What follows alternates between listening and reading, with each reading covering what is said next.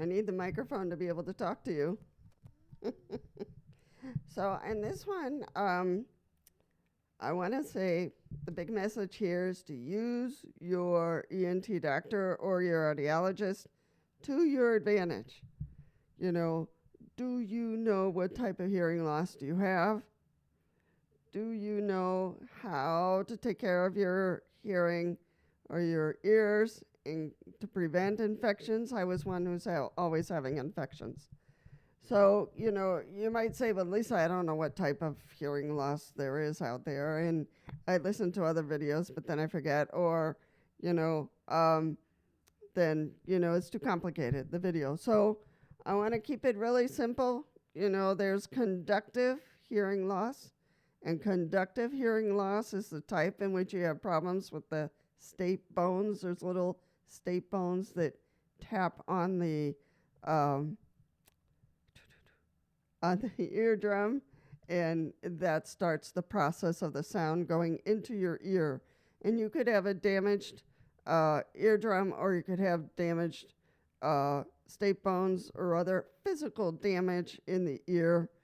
Some people have gone through accidents. Sometimes they're born that way and have missing important parts of the ear.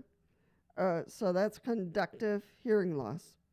The other one that's more frequent is the sensorineural hearing loss, which has to do with the hearing nerve.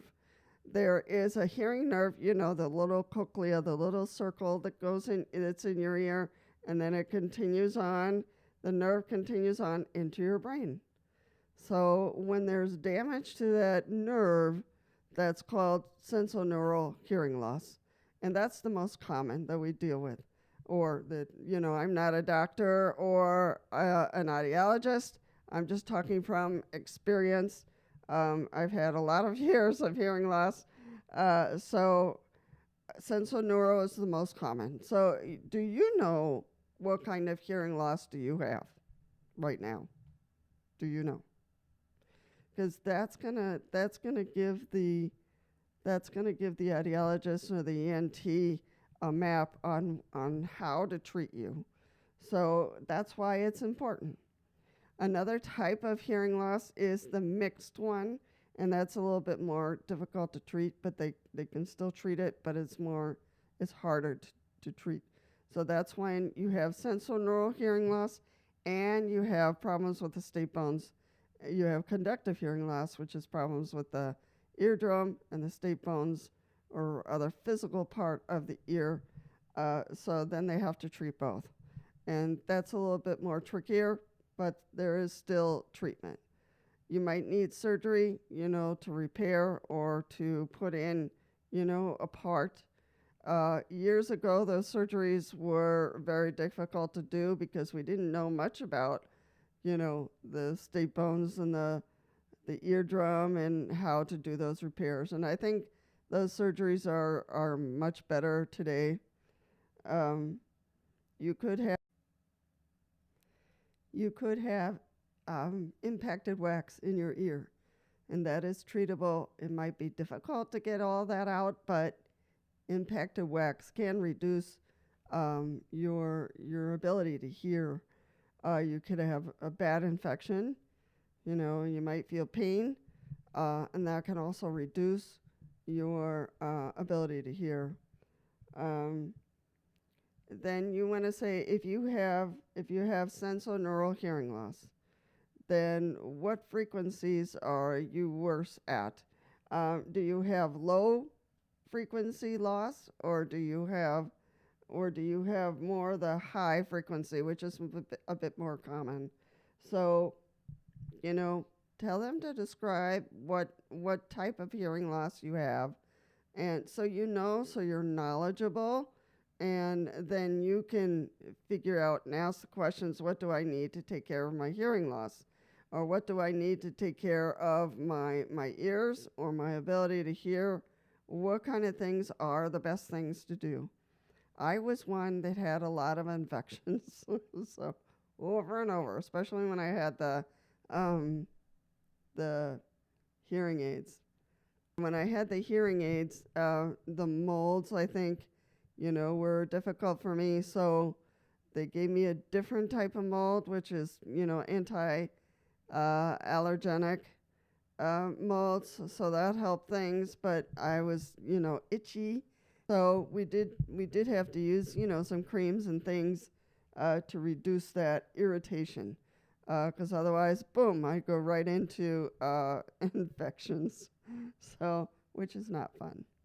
It's painful, and then then I have to go back several times to get that treated. Um, so in a nutshell, conductive hearing loss or sensorineural hearing loss or mixed. So, and then if you're having a lot of infections, a lot of colds and things, then, what kind of things can you do to reduce those problems? And so use your ENT, use your audiologist to your advantage and ask those questions, those simple questions.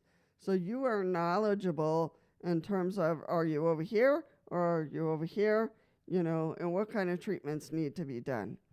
So that is what I'm going to say about types of hearing loss. And I will leave it up to you to ask your doctor, what's going on with my hearing? What type of hearing loss do I have? What's causing it? So, and sometimes I don't know what's causing the hearing loss, but a lot of times I do. And it's good to learn, why am I losing my hearing? What kind of treatments do we need to do to increase my hearing or improve my hearing? So it's not always the hearing aids that are the answer. It's not always cochlear implants. So, it can get complicated in terms of what is the answer, because you could be one of those that in my corner in which I had a lot of infections. So I was constantly on antibiotics, constantly on ear drops, and to get rid of those infections. So,